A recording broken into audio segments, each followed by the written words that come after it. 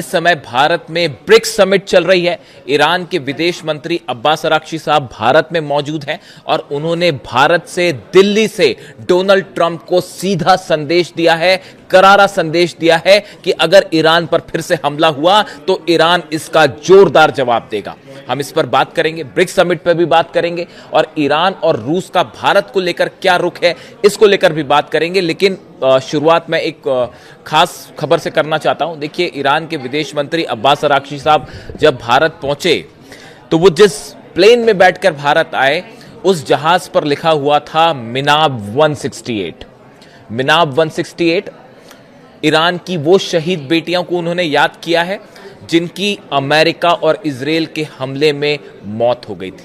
इसीलिए वो जिस जहाज में भारत आए उस जहाज के ऊपर मिनाब 168 लिखा हुआ था। ईरान के विदेश मंत्री ने भारत पहुंचकर भी ईरान की उन शहीद बेटियों को याद किया। और मैं पूरे हिंदुस्तान की तरफ से ये कहना चाहता हूं, ईरान के विदेश मंत्री से सीधा कहना चाहता हूं कि पूरा हिंदुस्तान ईरान के इस दर्द को समझता है। ईरान में जिस तरह से मासूम छोटी छोटी बेटियों पर हमला हुआ, उनको शहीद किया गया, उस पूरे दर्द को हिंदुस्तान का एक एक शख्स महसूस करता है और इस पूरे मुद्दे पर भारत हमेशा ईरान के साथ खड़ा हुआ है। देखिए, व्यक्तिगत रूप से आप मेरी राय हमेशा जानते हैं, इस मुद्दे को लेकर हमेशा मैंने बेबाकी से अपनी राय रखी है। मेरा मानना यह है कि ये इतिहास का सबसे बर्बर हमला माना जाएगा, इतिहास की सबसे शर्मनाक घटना मानी जाएगी। जिस तरह से छोटी छोटी बच्चियों के ऊपर टॉमहॉक मिसाइल्स मारी गई, इससे घटिया हरकत इतिहास के सबसे शर्मनाक घटनाओं में इसे गिना जाएगा, हमलों में इसे गिना जाएगा। और जिन्होंने ये हमले किए उनके नाम वॉर क्रिमिनल्स की तरह लिए जाएंगे। मुझे ये कहने में कोई हिचक नहीं है। देखिए, अब्बास अराक्ची साहब भारत आए, वो बैठक में हिस्सा ले रहे हैं, ब्रिक्स समिट में हिस्सा ले रहे हैं। रूस के विदेश मंत्री लावरोव जो है वो भी भारत में है। इसके अलावा ब्रिक्स के जितने विदेश मंत्री हैं वो सब भारत में हैं। बड़ी समिट हो रही है। देखिए, इसी बीच जो है उनका बयान आया है। मैं पहले ईरान की बात करूंगा, उसके बाद हम रूस की बात करेंगे। ईरान की तरफ से अब्बास अराक्ची साहब ने और उप विदेश मंत्री जो हैं काजिम गरीबाबादी, इनकी तरफ से बड़े बयान सामने आए हैं। पहले हम अब्बास अराक्ची साहब की बात करें।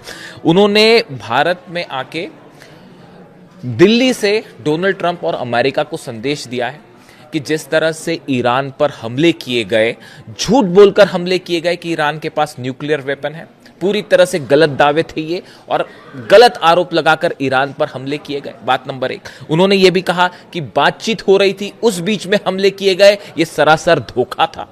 उन्होंने ये भी कहा कि अगर ईरान को अब फिर से हमला किया जाता है ईरान पे, तो ईरान इसका करारा जवाब देगा। ईरान ने ब्रिक्स समिट में भी अपने पक्ष को बड़ी मजबूती के साथ रखा है। जिस तरह से हमले हुए ईरान पे, उसको लेकर बड़ी साफगोई के साथ ईरान के विदेश मंत्री ने यह बात रखी है।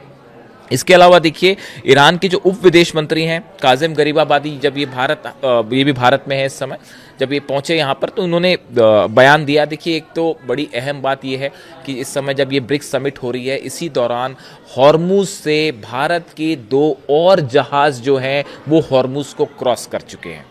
ईरान ने हमेशा इस बात को कहा, एक बार फिर ईरान ने इस बात को दोहराया है कि जो काजिम गरीबाबादी हैं उप विदेश मंत्री ईरान के, इनकी तरफ से इन्होंने कहा है कि भारतीय जहाज़ों को हॉर्मुज का इस्तेमाल करने के लिए प्राथमिकता दी जा रही है। और गौर करने वाली बात है कि ईरान ने यहाँ कई जो जहाज़ निकले हैं उनसे टोल टैक्स दिया है, लेकिन भारत से किसी तरह का टोल टैक्स नहीं लिया गया है। और ईरान ने ये वादा किया है कि यहाँ से जितने जहाज़ निकल रहे हैं उसमें भारत के जहाज़ों को निकलने में हमेशा प्राथमिकता दी जाएगी, प्रायोरिटी दी जाएगी। इस समय आप देख ही रहे हैं पूरी दुनिया में जो है तेल और गैस का संकट है। इस बीच ईरान की तरफ से ये वादा किया गया है भारत से कि किसी भी तरह का भारत में तेल संकट अगर आता है या गैस से संबंधी संकट आता है तो ईरान भारत की हर संभव मदद करने के लिए तैयार है। और जितना तेल भारत को चाहिए वो ईरान देने के लिए, सप्लाई करने के लिए तैयार है। भारत के 25 जहाज हॉर्मुज में फंसे हुए थे जब से क्राइसिस शुरू हुआ, उसमें से 11 जहाज निकल चुके हैं। 2 और जहाजों के अगले 2 दिन के भीतर वहां से बाहर निकलने की आधिकारिक पुष्टि कर दी गई है, यानी 2 जहाज वहां से और निकल गए हैं। ये बयान आया है काजिम गरीबाबादी, जो ईरान के उप विदेश मंत्री। इसके साथ ही उन्होंने दिल्ली में है एक बड़ी खूबसूरत बात कही। उन्होंने कहा भारत और ईरान को उन्होंने एक संस्कृति वाले दो राष्ट्र बताया। उन्होंने ये कहा कि भारत और ईरान इस तरह से हैं मानो एक संस्कृति वाले दो राष्ट्र हैं, यानी दो देश हैं जिनकी संस्कृति एक है, जिनकी विचारधारा एक है और जिनका एक बड़ा लंबा इतिहास रहा है। देखिए, कहने का मतलब यहाँ पर यह है कि ईरान ने एक बार फिर ये आश्वासन दिया है भारत को और दिल्ली में दिया है। देखिए, पिछली बार जब ईरान के विदेश मंत्री भारत आए थे, उस समय भारत और पाकिस्तान के बीच जंग चल रही थी, और इस वक्त जब ईरान के विदेश मंत्री जो हैं वो भारत आए हैं, उस समय ईरान और अमेरिका के बीच जंग चल रही है। यानी दोनों ही उनकी यात्राएं अब्बास अरागची साहब की भारत में ऐसे हालात में हुई है जब कोई ना कोई जंग चल रही है। इन हालात में उनका भारत आना एक बड़ा स्टेप माना जा रहा है भारत और ईरान के रिलेशनशिप को लेकर, और ये भी माना जा रहा है कि कई अहम मुद्दों पर चर्चा होगी, न सिर्फ हॉर्मूज पे बल्कि चाबहार पोर्ट पर, कि कैसे भारत और ईरान के बीच चाबहार को लेकर जो है वो व्यापार आगे बढ़ाया जा सकता है और कैसे बिना किसी तीसरे देश के हस्तक्षेप के बिना इस व्यापार को आगे बढ़ाया जा सकता है। देखिए, इसी बीच अहम खबर यह भी है कि प्रधानमंत्री मोदी से ईरान के विदेश मंत्री अब्बास अरागची ने मुलाकात की है। देखिए, जितने विदेश मंत्री आए हैं ब्रिक्स समिट के तहत अलग अलग देशों के, उन सब के साथ पीएम मोदी की एक मुलाकात होती है, एक ग्रुप फोटो भी लिया गया। लेकिन ईरान के विदेश मंत्री, जो सूत्रों के हवाले से खबर है कि ईरान के विदेश मंत्री अब्बास अरागची साहब के साथ प्राइम मिनिस्टर नरेंद्र मोदी की एक अलग से मीटिंग की गई है, और बताया जाता है कि इसमें हॉर्मुज समेत कई अहम मुद्दों पर चर्चा हुई, ऐसी सूत्रों के हवाले से खबर है। अब इसके बारे में डिटेल्स कुछ वक्त में सामने आएंगे कि पीएम मोदी से अब्बास अरागची साहब की क्या बात हुई है। अच्छा, ये एक और गौर करने वाली बात यह है कि ये अब्बास अरागची साहब ऐसे समय में भारत में हैं जब डोनाल्ड ट्रंप जो है जिनपिंग से मिल रहे हैं। वहां उनकी मुलाकातों का दौर जारी है और तमाम तरह की बातें हो रही है कि हॉर्मुज को लेकर एक बड़ी डील करने की कोशिश में है। डोनाल्ड ट्रंप किसी तरह से चीन को इस बात के लिए राजी कराना चाहते हैं कि वो ईरान पर दबाव डाले या ईरान से बातचीत करे और हॉर्मुज खुलवाए और यूरेनियम को लेकर डील करवाए। इस तरह की तमाम बातें जो है डोनाल्ड ट्रंप अपने काफी सारे सीईओज को लेकर वहां मौजूद है, और कई तरह की वहां पर डील्स की खबरें आ रही है, जिसमें थोड़ा सा इंतजार करना होगा।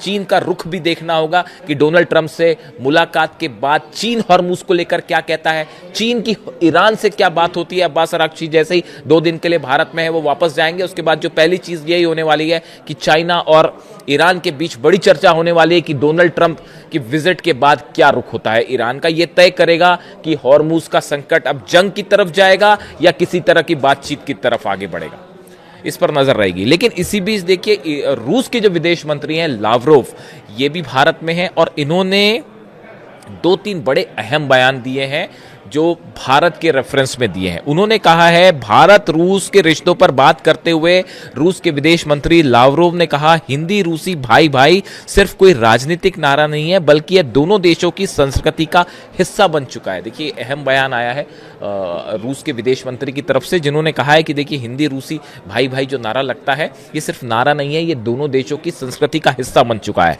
लावरोव ने यह भी कहा कि कुछ ताकतें रूस भारत के रिश्तों को कमजोर करने की कोशिश कर रही हैं और बंद ढांचे बनाकर अपने नियम थोपना चाहती है, लेकिन उनकी कोशिशें लगातार नाकाम हो रही हैं। देखिए, ये इशारा अमेरिका की तरफ है, जो उन्होंने लावरोव का रूस का ये कहना है कि जिस तरह से अमेरिका ये लगातार दबाव बनाता है कि भारत रूस का तेल ना खरीदे, उसको लेकर ये रूस के विदेश मंत्री ने निशाना साधा है। और उन्होंने कहा है कि भारत रूस के रिश्तों को कमजोर करने की कई देश ऐसी कोशिश कर रहे हैं, लेकिन इसमें वो कभी कामयाब नहीं हो पाएंगे। उन्होंने कहा, हम सब देख रहे हैं, हमारे भारतीय दोस्त भी देख रहे हैं, यही बात हमारी दोस्ती को और ज्यादा कीमती बनाती है।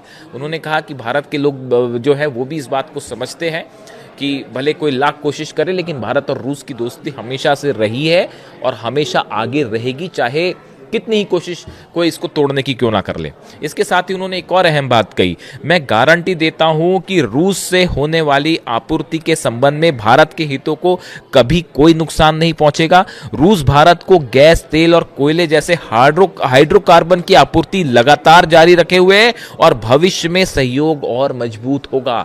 रूस की तरफ से भारत को यह आश्वासन दिया गया है कि कभी अगर जरूरत पड़ती है या हालात भारत में ज्यादा तेल की कमी होती है, तो ऐसी सूरत में रूस भारत को तेल हो चाहे गैस हो या फिर हाइड्रोकार्बन है, इन सब चीज़ों की सप्लाई करने के लिए तैयार है।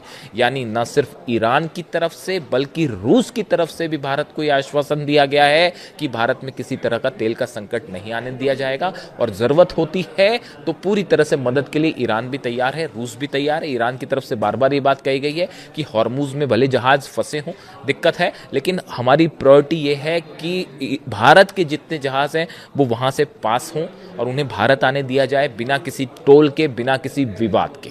तो ये स्टैंड ईरान का है। ऐसे समय में ये ब्रिक्स समिट, देखिए दो बड़ी इस समय समिट्स चल रही हैं। एक चीन में जो डोनाल्ड ट्रंप मिल रहे हैं जिनपिंग से, उसमें भी कई चीज़ें, उस पर हम अलग से बात करेंगे। उनके पहली दौर की जो मुलाकात हुई जिनपिंग की और ट्रंप की, बताया जा रहा है कि पर्दे के पीछे कई सारी डील्स हो रही हैं।